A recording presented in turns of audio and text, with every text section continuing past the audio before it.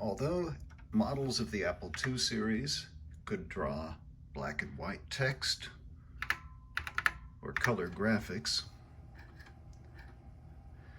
they didn't have a means to turn the color on and off from software. So if you had color graphics on the screen, any text would also be colorful. If you wanted precise detail, it would get smeared with the colors. However, there is a way to turn the color off from software. This is done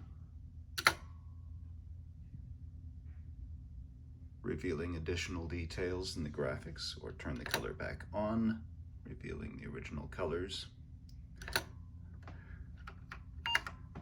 And that can be done